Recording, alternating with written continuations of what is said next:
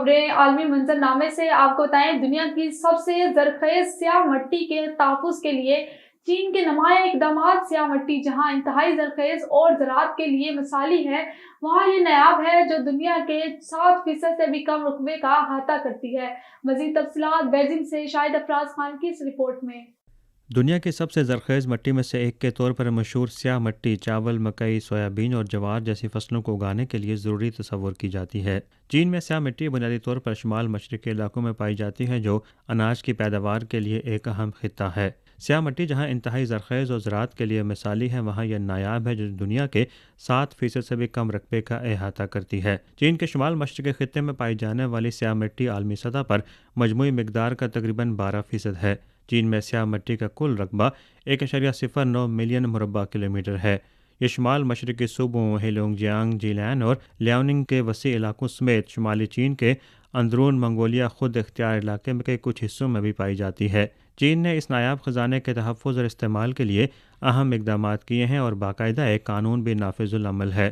یہ قانون سیاہ مٹی کی حفاظت کے لیے حکومت اور زرعی سٹیک ہولڈرز کی ذمہ داریوں کی وضاحت کرتا ہے۔ قانون ان لوگوں کے لیے بھی سخت سزا کا تعین کرتا ہے جو سیاہ مٹی کے علاقوں میں آلودگی یا مٹی کے کٹاؤ کا سبب بنتے ہیں۔ اسی طرح تکنیکی جدت طرازی سے سیاہ مٹی کے تحفظ کے لیے اہم پیش رفت مسلسل جاری ہے۔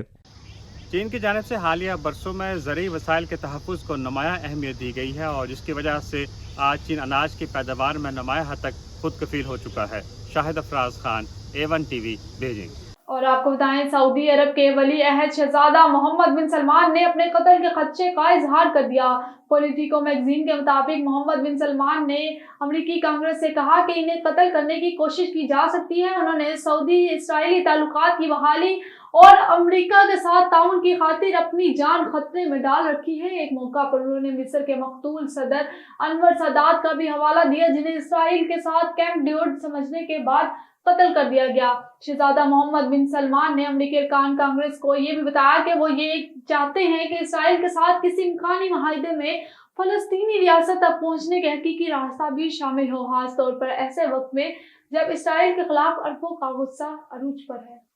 اور آپ کو بتائیں، مودی سرکار کے دور اقتدار میں بھارت نازک ترین دور سے گزر رہا ہے، جہاں ریپ کے بعد قتل کے واقعات بڑھنے لگے۔ ایک رپورٹ کے مطابق حال ہی میں بھارت میں ایک ٹرینی ڈاکٹر کو ریپ کے بعد بے دردی سے قتل کر دیا گیا۔ ٹرینی ڈاکٹر کو ریپ کے بعد قتل کا واقعہ بھارتی ریاست بنگال میں پیش آیا۔ کلکتہ پولیس کا کہنا ہے کہ ٹرینی ڈاکٹر کو ریپ کر کے قتل کرنے کا واقعہ RG car medical college and hospital Kolkata city میں پیش آیا۔ ٹرینی ڈاکٹر کی عصمت دری اور قتل کے بعد ہیلتھ ورکرز کو بہتر تحفظ فراہم کرنے کے مطالبے کے لیے ہندوستان بھر میں ہزاروں ڈاکٹروں نے ہڑتال کر دی ہے۔ فیڈریشن آف ریزیڈنٹ ڈاکٹرز ایسوسی ایٹ کے general secretary doctor Sarvesh Pandey نے کہا کہ ملک بھر میں تقریباً 30 لاکھ ڈاکٹر اس احتجاج میں شامل ہو چکے ہیں اور ہم بھی مزید اس میں شامل ہونے کی امید کرتے ہیں۔